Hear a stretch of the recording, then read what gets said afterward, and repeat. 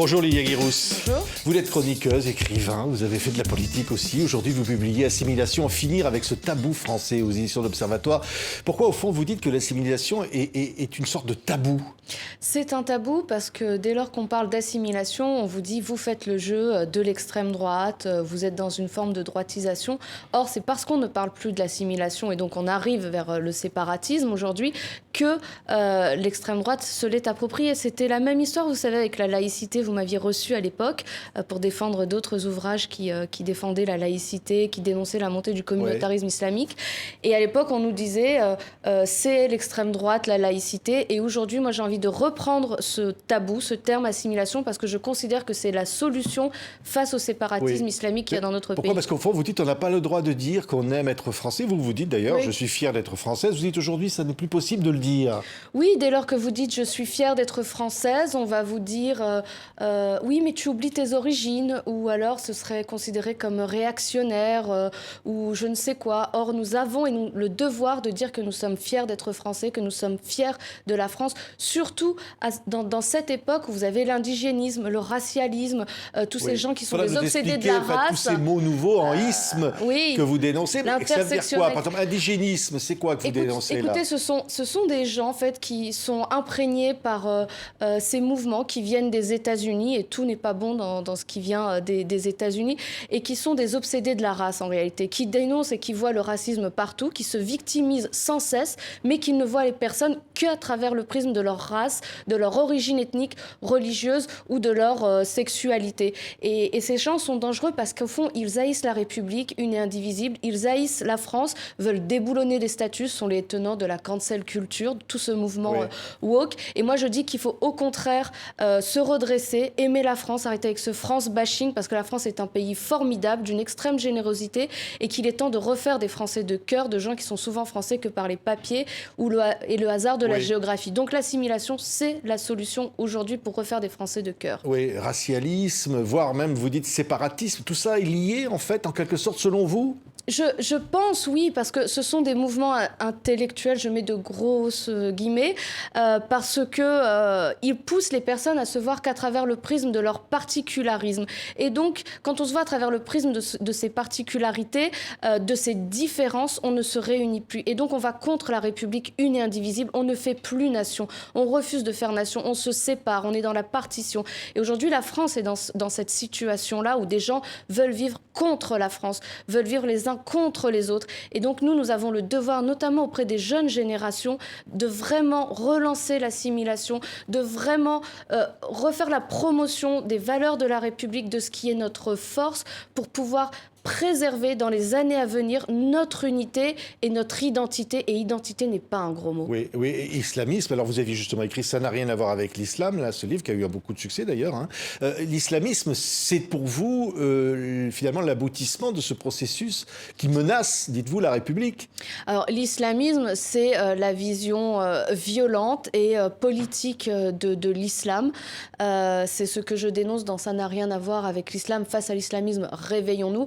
Partout où l'islamisme est arrivé, partout, les droits ont reculé, notamment les droits des femmes, et partout, il y a une forme d'appauvrissement intellectuel, et il y a eu, je dirais, de la haine, du désenchantement, de la misère intellectuelle, de la tristesse et du sang qui a coulé. Donc l'islamisme doit être combattu tous les jours.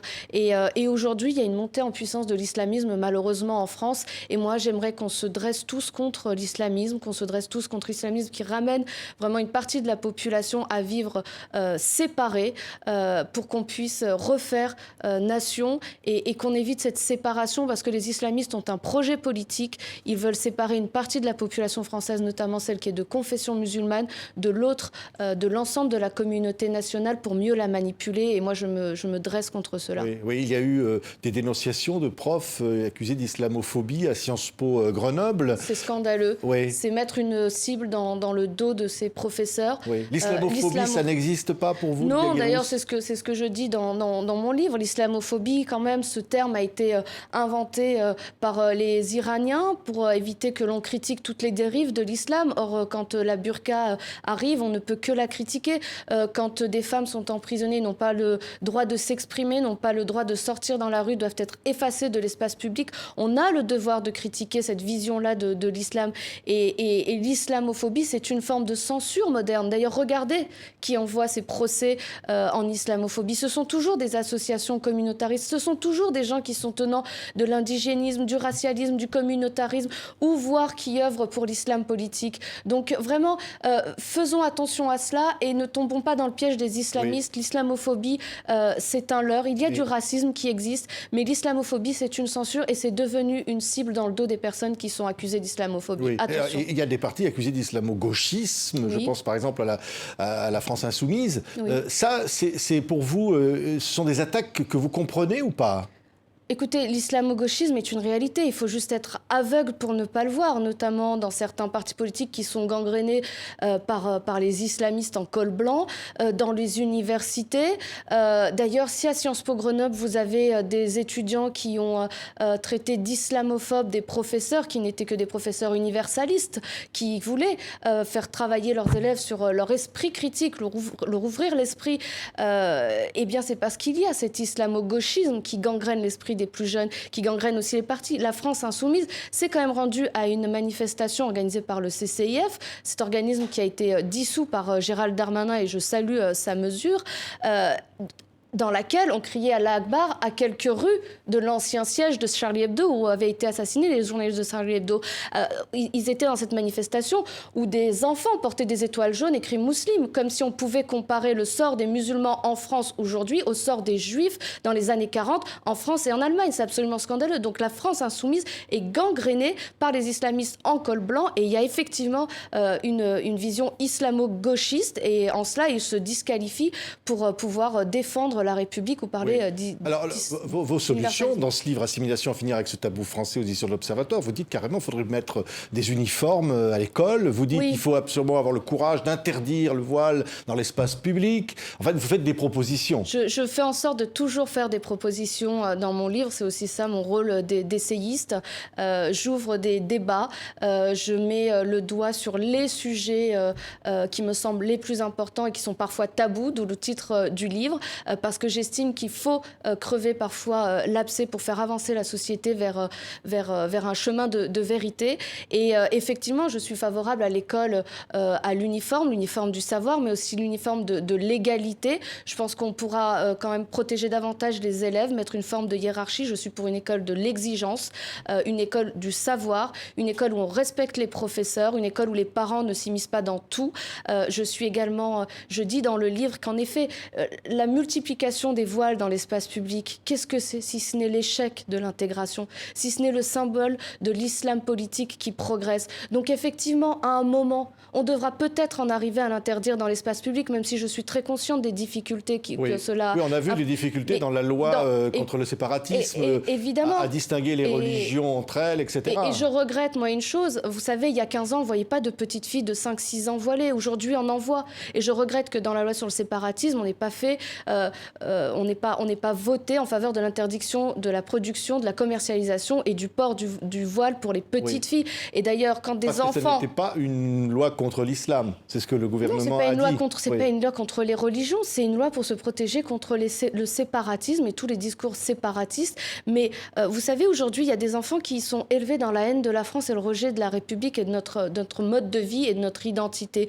Ces enfants-là, à un moment, il faut que la République puisse les protéger parce qu'on ne leur donne aucune possibilité d'être et de grandir comme des Français. Et c'est pour ça que dans le livre, je préconise, lorsque l'environnement est radicalisé, quand ces élèves, ces enfants sont élevés dans une haine de la France, eh bien, il faut que la République puisse à un moment les extraire, au moins la semaine, et les mettre dans des internats où on pourra contrecarrer ces discours de radicalisation. Et de cette façon, on pourra peut-être les ramener vers le giron républicain et leur permettre d'être dans la communauté nationale. Oui, les attaques contre la police accusées parfois de racisme ou de violence, on l'a vu dans des manifestations.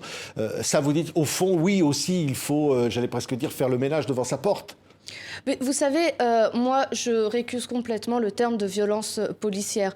Je pense que la police et les policiers font un travail extrêmement difficile, surtout dans certains quartiers, et qu'il faut vraiment faire preuve d'un sacré sang-froid quand vous êtes insulté pendant des heures, que votre mère est insultée, par exemple dans des manifestations. Donc il y a cette violence aussi à l'égard des policiers qui est quand même terrible. Et quand ils vont dans certains quartiers qui sont à 2 ou 3 et qui se retrouvent face à une trentaine de jeunes très armés, là aussi, je salue leur courage, je salue leur bravoure et je salue leur sens du service, ils sont au service des Français, de notre sécurité. Effectivement, il peut y avoir des brebis galeuses, il peut y avoir un policier raciste, mais rappelons juste une chose, la police, c'est vraiment...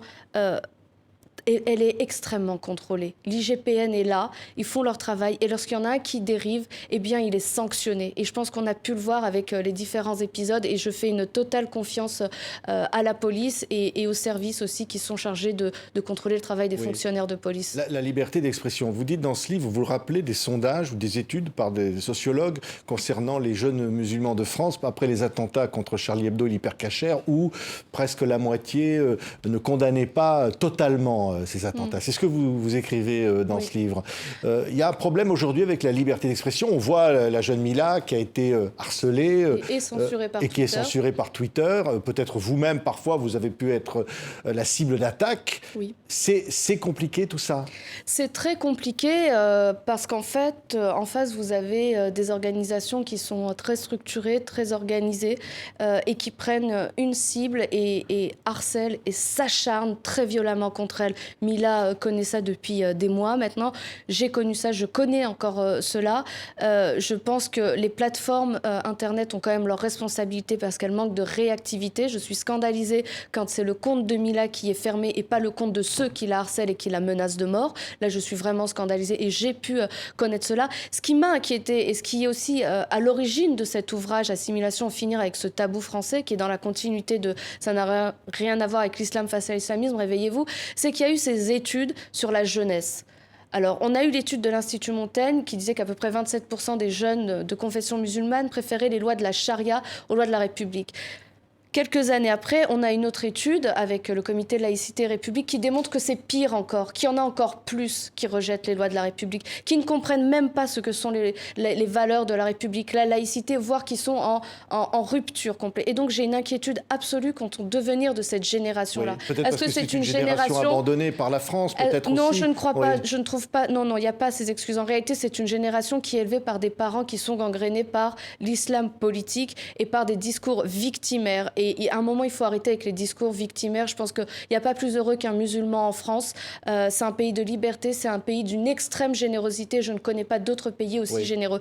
Et donc, c'est vraiment pour cette génération-là. Je ne veux pas que cette génération devienne une génération anti-France. Je pense qu'il est urgent de refaire de ces jeunes des Français de cœur et d'âme pour que demain, ils soient dans la communauté nationale. C'est pour ça que je propose, en effet, les internats, qu'on multiplie les internats. Je propose qu'on refasse une école de la rigueur avec des professeurs qui soient des hussards noirs de la République, que l'uniforme peut être un moyen. Ça peut sembler anecdotique, mais je pense que ça a son importance, l'uniforme. Et les petits élèves en Angleterre sont très heureux et très fiers d'aller à l'école avec leurs uniformes.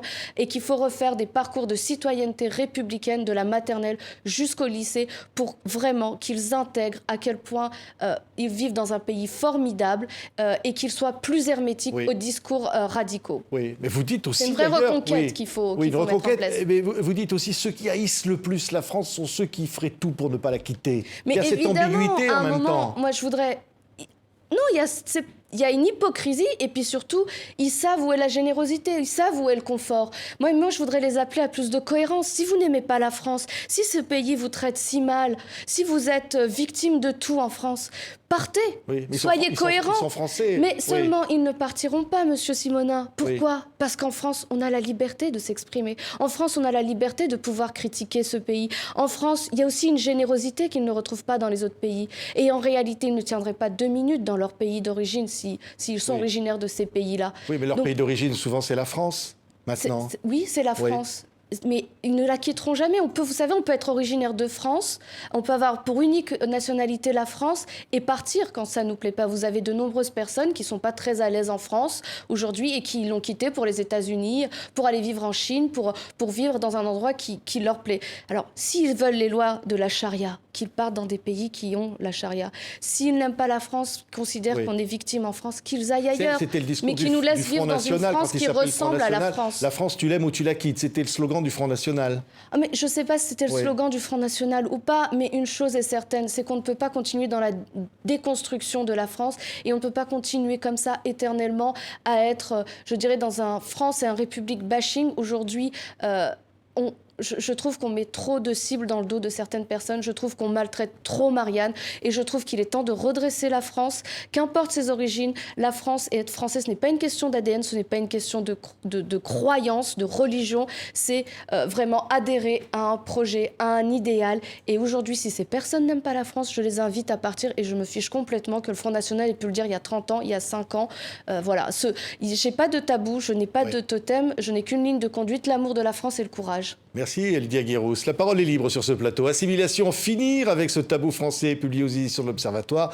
Merci beaucoup d'avoir été notre invité. Merci à vous. Merci.